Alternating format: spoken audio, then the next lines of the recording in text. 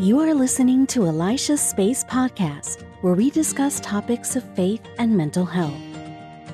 Robin Bartko is joining Elisha's Space to discuss her story of how her family dynamics changed when her son was adopted. Hear her as she tells the joys as well as the challenges of international adoption. Robin Bartko is the owner and founder of Wellness Girlfriend LLC, an independent firm that promotes health, education, coaching, and promotion. You will love hearing her story.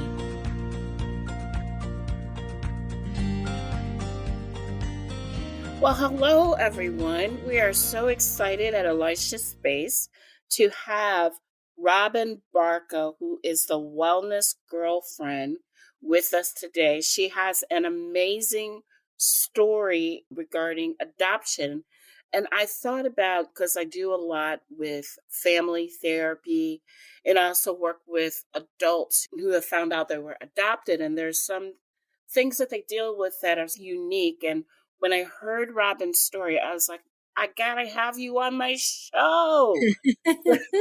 She is the Wellness Girlfriend. She is the nutrition coach that you would want to go to and talk to you about what types of blends and so when it comes to eating healthy and things like that you can do. But today we're talking about something just a little bit more personal when we talk about her story of adoption with her son. So could you tell us, Robin, if you don't mind, how did you and your family decide that you guys wanted to take the step of going into adoption? Oh, well, thank you so much for your warm welcome. That's very sweet of you. My husband and I had dated through college and all that, and we actually dated 7 years, which I'm like, wow, that seems like eternity now. But we were married a few years, and then we were ready to start our family. And I think I was in my late 20s by then. We got married in the mid-20s, and I was in my late 20s. Okay. And I think I was 28 or something. And we decided to start our family. And what happened was found that things weren't working as far as conceiving. Months went by, and then 6 months went by. And then about a year later, we went to the doctors and talked to them, and they tried some different things and help us get pregnant. And eventually, after 2 years, we did get pregnant with our daughter. Mm-hmm. So that was in 94, and we were just ecstatic. So, and I do remember getting some testing done, and I can't remember the medical test that it was, but it's where they clear out your tubes and stuff. And I remember the technician said to me, I've had this done like 4 or 5 times and it never worked for me. It's not going to work for you. And I thought, geez, wow. Well, thanks for the encouragement. Actually, yeah, I mean, I was like, oh, geez, she kind of set my expectations low. But truthfully, within 2 months of that test, I was able to get pregnant. So we were just ecstatic. And then a few years later, we tried it again, and we just got pregnant naturally. We couldn't believe it. And I was a little bit older then, and we were just like, wow, this is great. Mm-hmm. This is really great. So we had our 2 kids, and life was going good.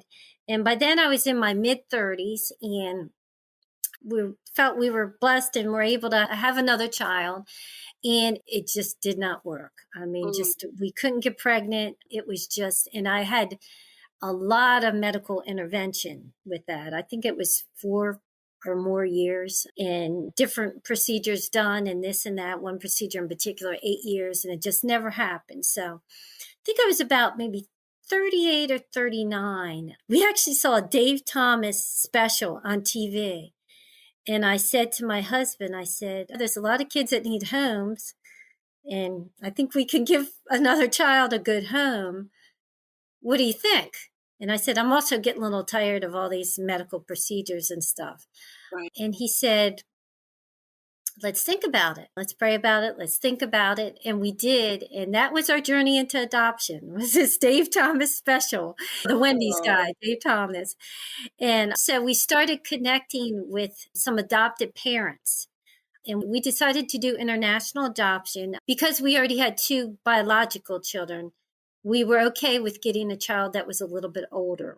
Okay. because we felt like there's so many people that want children and they want a baby and they've never had a baby. So we were willing for a toddler and stuff. And so that's basically how we got into that journey. So it was infertility that kind of led us there. But we're blessed to have both biological and one adopted child as well. So What it's made been you great. guys decide that you didn't want to do a domestic versus international? Was Yeah, because of that's a the good need? question. Uh-huh.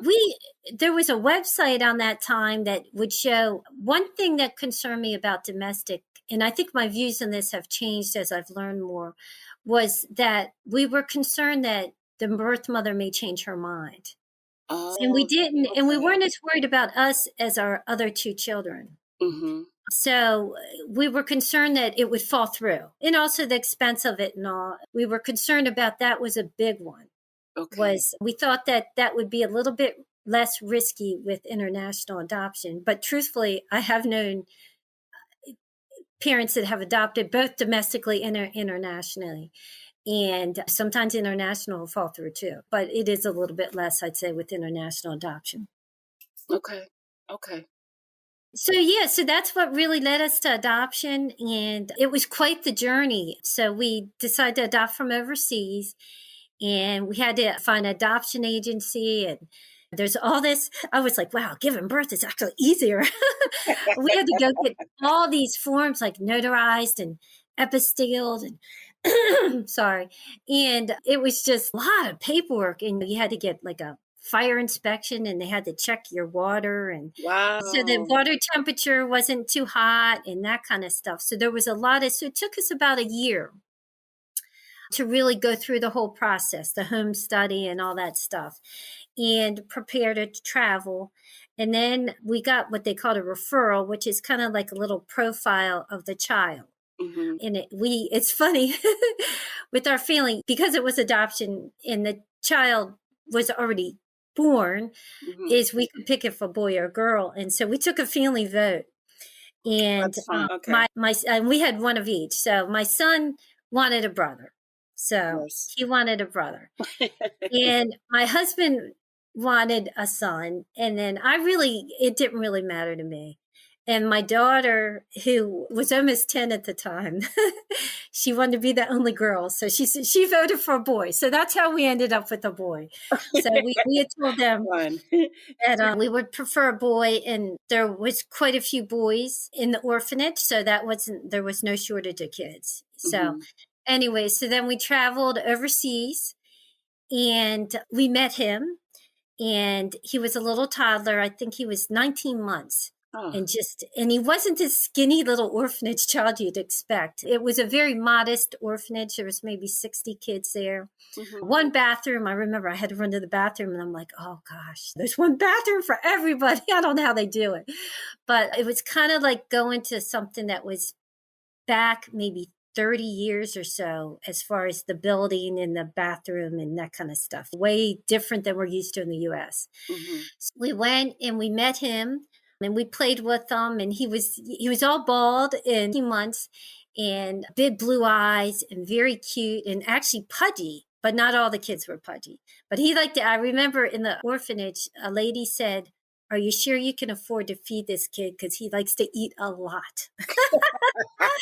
And I looked at my husband, I said, yeah, I think we can afford to feed the child. So then we came back, more paperwork involved and all that. And then 2 months later, I think that was like May. And then 2 months later, in July, it was hot as heck. No air conditioning over there.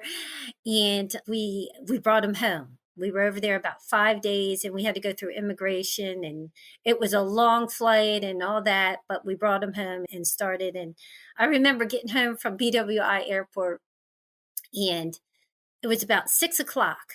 Came home, fed him, and he slept 7 to 7, which is very unusual because sometimes there's days and nights mixed up and stuff. But he slept like 12 hours, Mm-hmm. and that started our journey with him in our home. Okay. Okay. And tell us some of the joys and some of the challenges you had. Okay, yeah. Some of the joys have been, and I'll give you both sides of the coin because it's adoption. Some of the joys is just exploring his interests that he likes. Like he's into train. He's always loved trains. He'll Okay. go, even today, he went and watched trains, even though he's almost 20. And the interests that he likes to do, and he's definitely a different spirited soul than my husband and I, where we want to sit and read a book. He's more active and likes to do things. And Mhm. so that's been the joys, and just watching him grow has been a real joy. Yeah. And how much my older kids love him and care about him as Mhm. well. So that's, I mean, there's a lot more to talk about. I know we have limited time. The challenges is, I would say one of the biggest things is when we first came home, he did have some medical issues and some emotional issues. Mhm. So on the medical side, because the water was bad from the region he was from, that he had a lot of gut issues, and that's one of the things that actually got me into nutrition. Was Really? trying to help him heal his gut. It's wild to me how our kids launch us into doing things. You know what Yes. I mean? So, yeah, it's amazing to me how, like, we're there for the kids, but it's also like the kid is there for us too. That's right. That's right. That's so true. Mhm. So he had all these, they called it Giardia, but basically his bowels would run. And I remember running into Target and have to change him like 3 times and stuff. Mhm. And even though he's good natured about it, you wouldn't know it with him, but it was a real challenge, and it was more difficult than I expected. And there's was also some behavioral challenges and emotional challenges that we had never experienced with our two other children. And how did So, you guys respond to those things? How did you you know, handle that? what I found for me, one of the most difficult things is, and some of it, is it orphanage delay? Is it the way he's Mm. genetically predisposed? What is it? So it was a learning, trying to figure out what was the deal. And I say one of the biggest challenges for me was how people reacted to him in public if he acted up. Wow. Say he was exhausted and his behavior wasn't the best, and he was being loud at a line at Target or someplace like that. Right. I was surprised how impatient people were with him, even though I felt I was being pretty patient with him. I found that I'd never had to deal with that with my other two kids. People just kind of looked at him, they're cute. And he was a kind of tall boy, tall toddler. So I think people expected him to behave a little bit better than he did. Oh, maybe Even they though, thought he was older than his age, maybe? yes, yes, because he was tall. So I Mhm. think people were not quite cutting him a break as Okay. much, even though I found that I had to really treat him his emotional age, not his physical age. Right. So it was the big thing. So I think that was, for me, one of the biggest challenges is how to react. I remember one time we were in a Chick-fil-A play palace and he wasn't as patient of waiting in line. Mhm. And I would say, okay, you have to wait your turn. And he just couldn't wait. He was running and couldn't wait. And he bumped in front of a little girl. Didn't hit her or anything, but he stepped in front of her. Mhm. And I remember the mom got furious with me. Right. And I just, she laid into me. Like, Mhm. can't you control your child?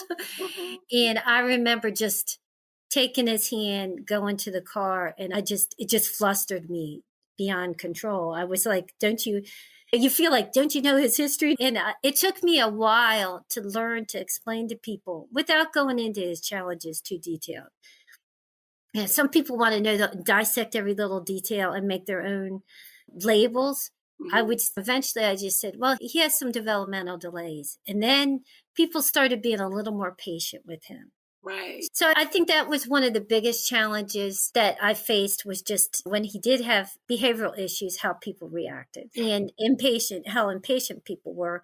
And truthfully, I just didn't have it with the other two kids. So it was, raising him it is or was a different ballpark. I mean, I just had to deal with more, and there's been a lot more school. Why do you think it was different? Do you think it was because of the developmental delays? What do you think it was because um well, you tell me, I don't want to answer the question for you. Why do you think it was different?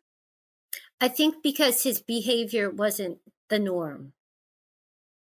I think that's why. You go to Chick-fil-A and you wait patiently in line at the Play Palace. Mhm. And he wasn't always following the rules. He never knew rules like that. You know what I mean? So he Yeah, was behind. right. So, yeah, I think that's it. I think people expected a lot from him at the beginning, and he's also a different, more visual kind of learner than Okay. telling him stand in line and that kind of stuff. I learned that. It took me a couple years, truthfully, to learn that. It's better to show him things and let him see it visually than just telling him. I think all of us are different. And so I often say it's better to meet somebody where they are than Yes, assume that everyone else should learn the way you learned, or just because you learned something a certain type of way doesn't right. mean that other person can, because we're all different. Um, Exactly. so I Exactly. find Yeah, that I agree with you. interesting. I find that interesting. Yeah. Yeah. So I would say that was some of the Mhm. biggest challenges. And more, there was definitely more interaction with the school system.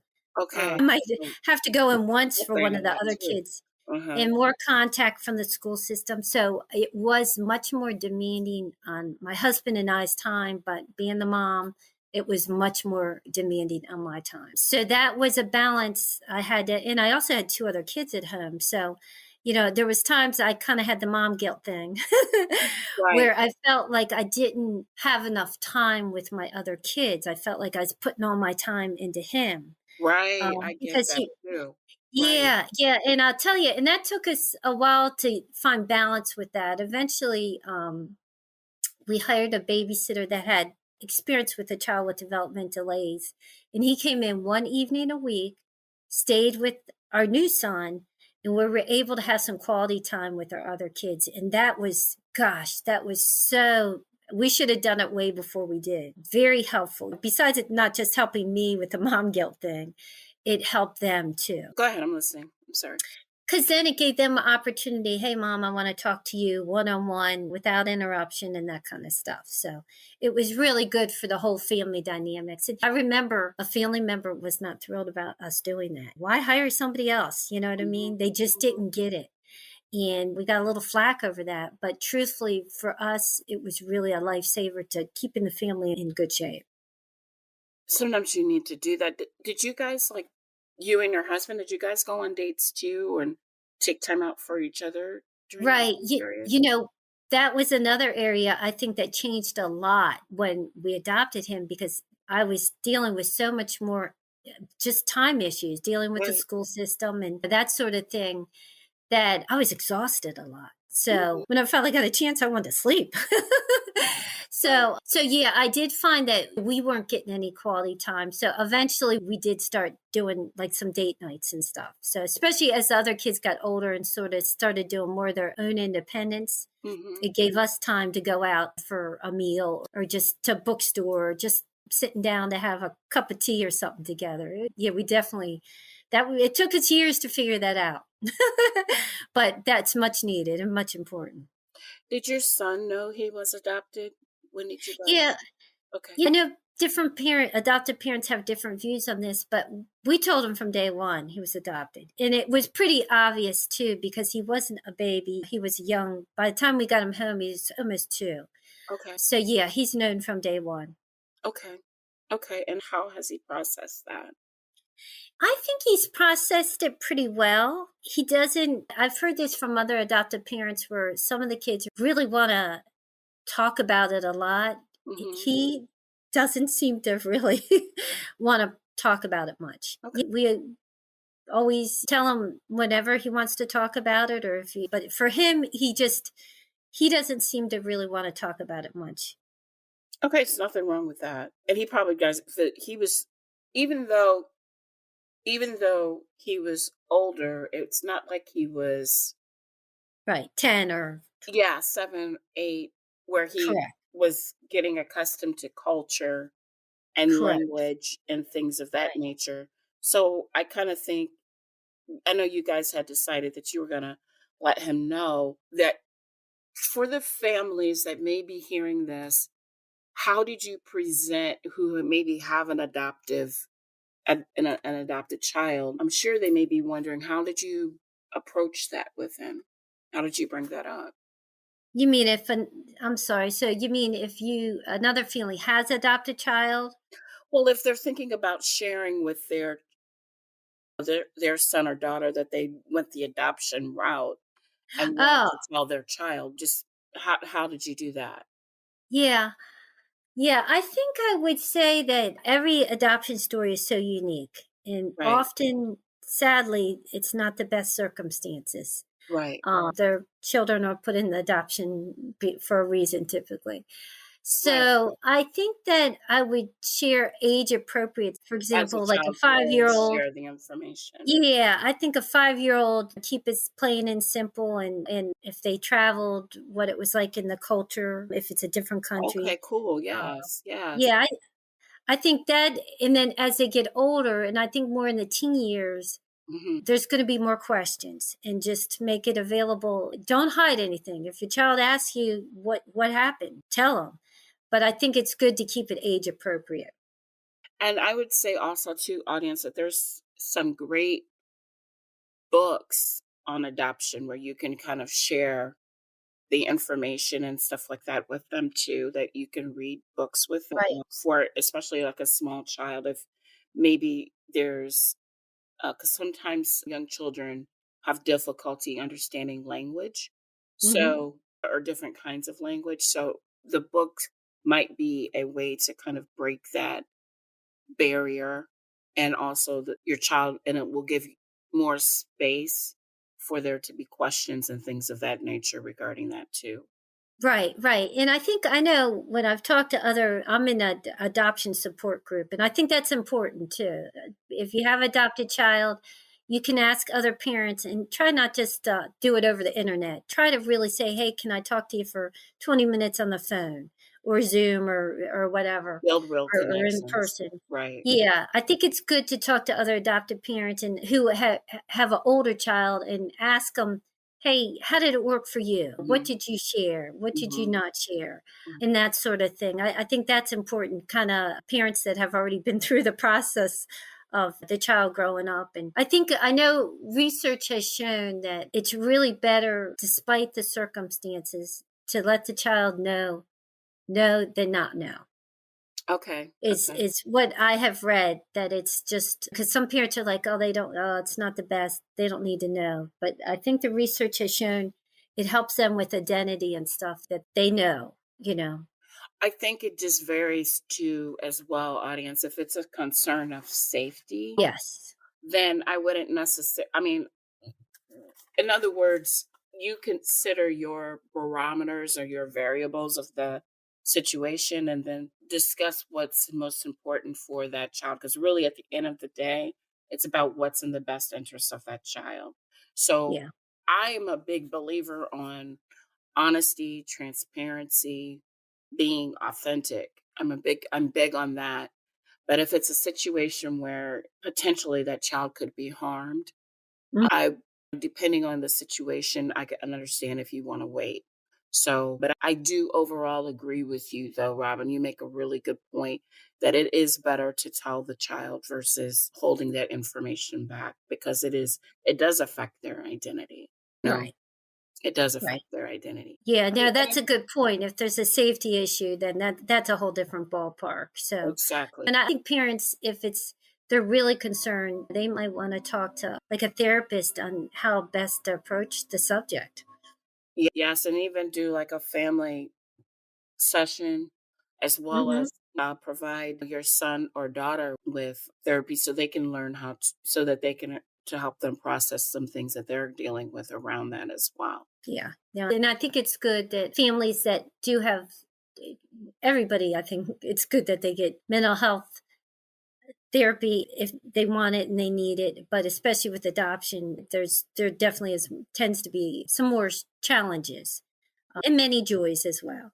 Yes. What would you say to people who may want to get started with adoption, but they're just not quite sure how they want to move forward?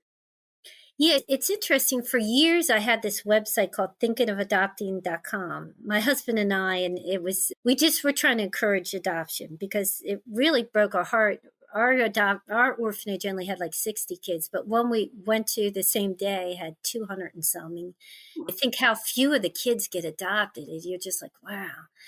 So we had it for years and years. And it was for those people who are just sort of thinking about it, but not sure. I know finances is a big deal. And a lot of people are like, oh, I'd love to adopt, but I don't know if I can afford it. Mm-hmm. So I would say that a good rule of thumb is to connect with some adoptive families in your area, Mm-hmm.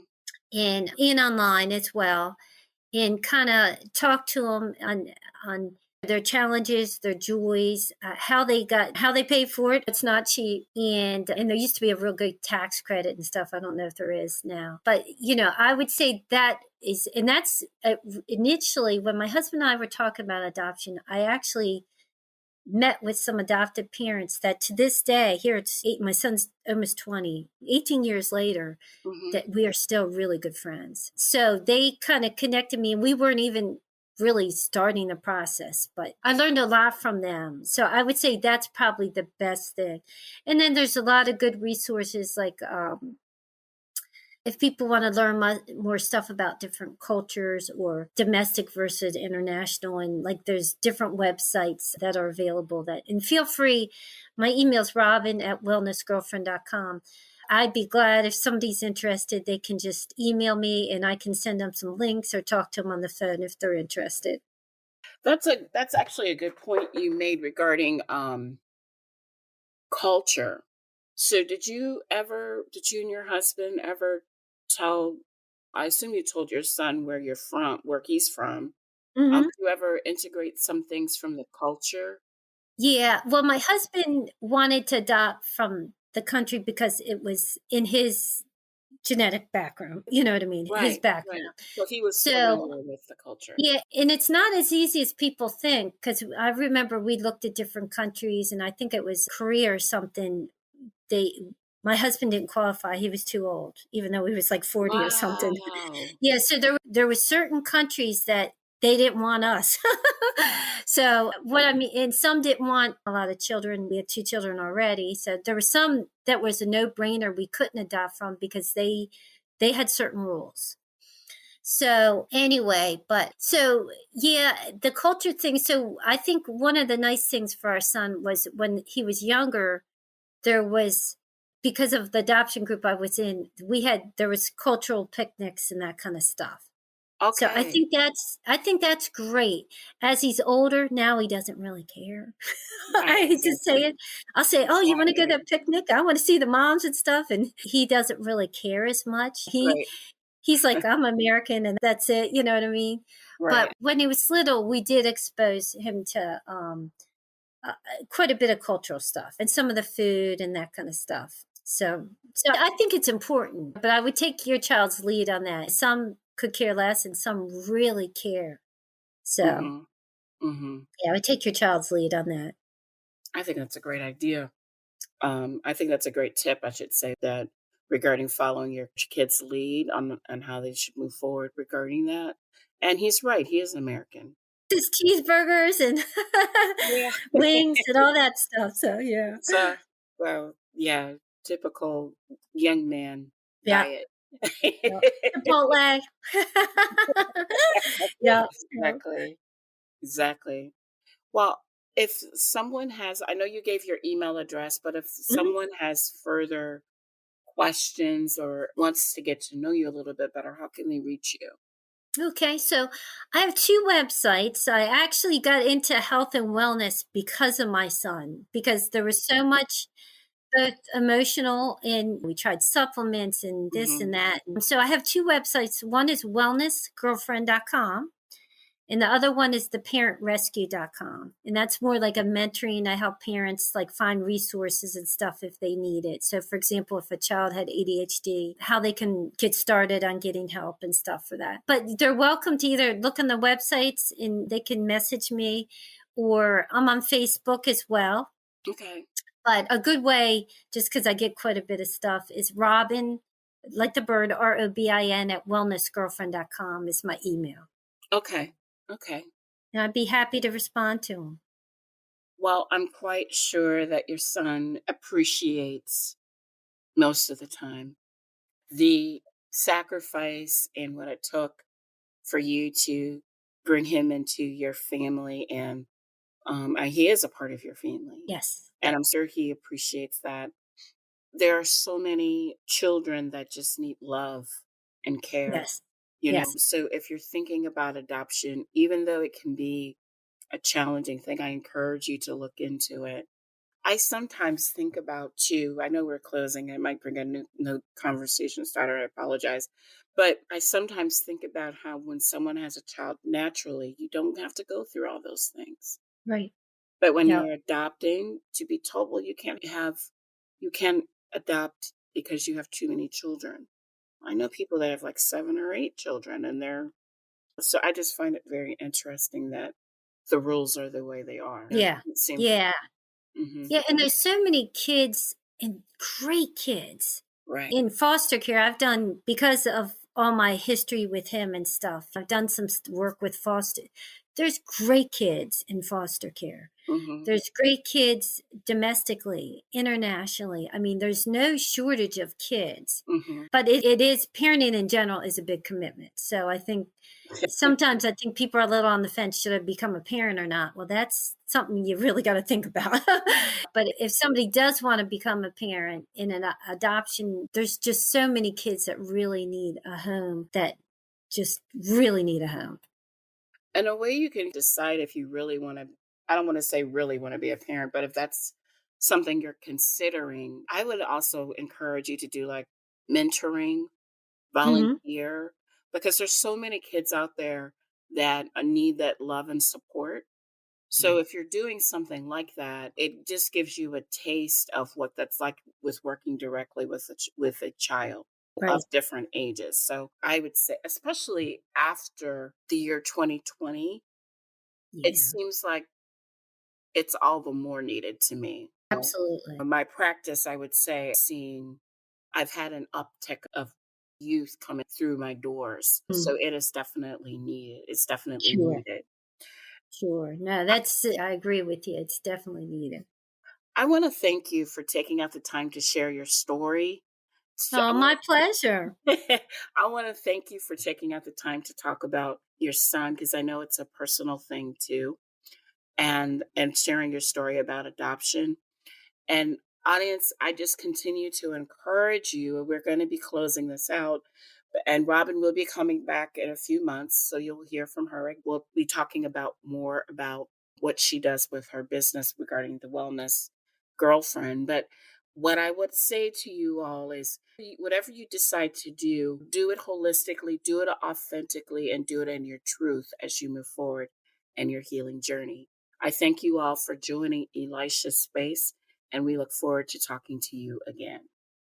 Thank you for having me.